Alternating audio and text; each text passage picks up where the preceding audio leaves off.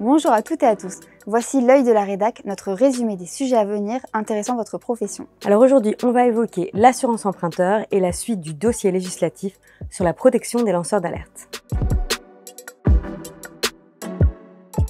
Est-ce bientôt la fin du monopole des banques en matière d'assurance emprunteur? C'est en tout cas ce que souhaitent les députés à l'initiative de la proposition de loi qui a été déposée à l'automne dernier. Aujourd'hui, près de 9 contrats sur 10 sont détenus par les banques et ce sont 7 millions de propriétaires avec un crédit immobilier qui pourraient être impactés par cette nouvelle loi. Alors dans sa version initiale, le texte prévoyait 2 mesures phares, la possibilité de résilier à tout moment son assurance emprunteur et l'élargissement du droit à l'oubli pour les personnes malades ou anciennement malades. La semaine dernière, le Sénat a toutefois décidé de revenir sur ces deux dispositifs. Le droit de résilier son assurance emprunteur à tout moment a finalement été supprimé. L'emprunteur pourrait soit exercer ce droit à la date anniversaire de la signature de l'offre de prêt, ou à une autre date d'échéance prévue au contrat. Les sénateurs ont en effet considéré que la mesure engendrerait un vaste risque de démarchage téléphonique et que les gains financiers pour les consommateurs seraient en fait surestimés. Sur le droit à l'oubli, les députés souhaitaient deux choses.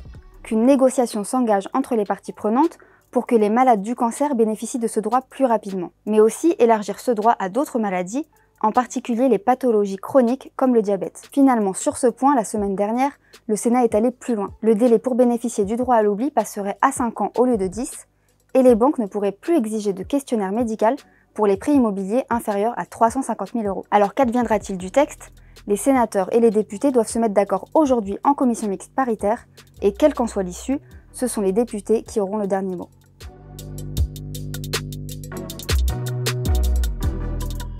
Vous avez pu le lire sur notre site, les députés et les sénateurs sont parvenus à un accord au sujet des deux propositions de loi transposant la directive sur les lanceurs d'alerte. Quelles sont les étapes désormais? Dans les jours à venir, les deux chambres vont entériner l'accord trouvé et le processus législatif sera ainsi clos. Mais les deux lois, car il y en a deux, il y a une proposition de loi dite simple, visant à améliorer le statut de lanceur d'alerte, et une seconde, dite organique, faisant évoluer le rôle du défenseur des droits après un signalement.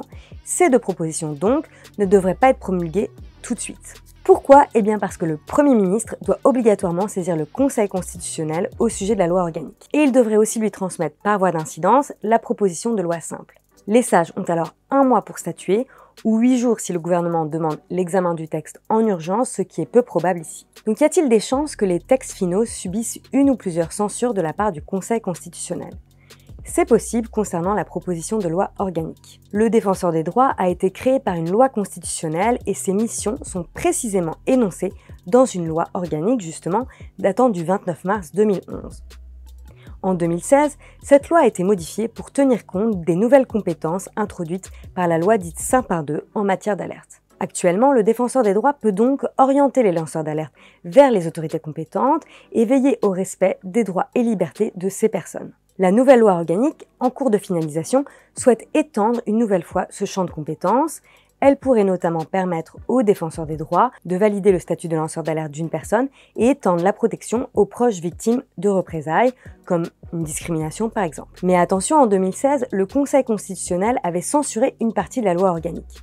Les sages avaient fixé une limite à l'extension de compétences, celle de se rapprocher au plus près de la loi de mars 2011. Il faudra donc voir ce que la nouvelle tentative donnera. Le législateur semble avoir pris soin de se raccrocher à la loi de 2011, mais on n'est pas à l'abri d'une censure du Conseil constitutionnel sur une partie de la loi organique. Et il pourrait donc, par incidence, censurer aussi des dispositions de la loi simple. Bref, tout n'est pas encore joué sur ce dossier de transposition et il faut attendre la décision du Conseil constitutionnel, probablement début mars, pour connaître le fin mot de l'histoire. L'œil de la rédac, c'est déjà fini pour aujourd'hui. N'hésitez pas à nous écrire, notamment via nos comptes LinkedIn, pour nous faire part de vos retours sur ce format qu'on a mis en place pour vous.